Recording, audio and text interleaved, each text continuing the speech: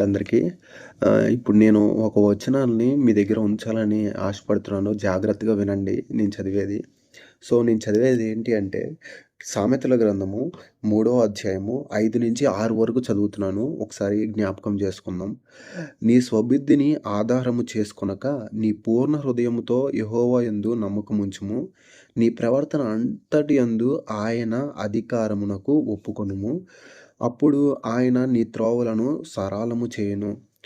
ఇక్కడ దేవుడు ఏం చెప్తున్నాడు అంటే, మన సొంత ఆలోచనల చేతనే కాకుండా, మన సొంత స్వబుద్ధి అంటే మన సొంతంగా చేసుకునే యొక్క ఆలోచనలు కొన్ని కొన్ని సార్లు తప్పుగా అయ్యుండొచ్చు. కొన్ని కొన్ని సార్లు మనకే సమస్యలనేవి తెచ్చిపెట్టుండొచ్చు.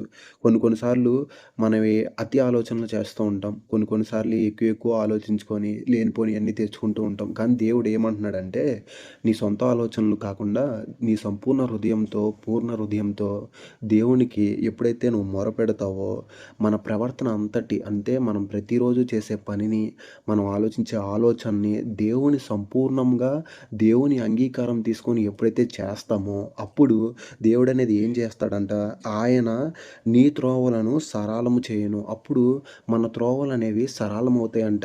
అప్పుడే మనము జ్ఞానం పొందుతాము. అప్పుడే మనము మన నడతలనేవి సరిగా ఉంటాయి. అనేక మందికి ఆధారంగా ఉంటాయి. అనేక మందికి స్ఫూర్తినిస్తాయన్నమాట. మన సొంత ఆలోచనలు చేసేటప్పుడు గూడా ఒకటికి 100 సార్లు ఆలోచించాలి. అవి సాతాను ద్వారా కలిగే ప్రేరేపణలా? లేకపోతే దేవుని వలన కలిగేవా? ఎప్పుడైనా ఏమైనా సొంత ఆలోచనలు చేసేటప్పుడు దేవుని నామములో అడగండి. ఆ యొక్క ఆలోచన ఎంతవరకు సరి అయినది అని. మన సొంత ఆలోచనలు కాకుండా దేవుని యొక్క ఆలోచనలు గూడా మనం గమనించాలి.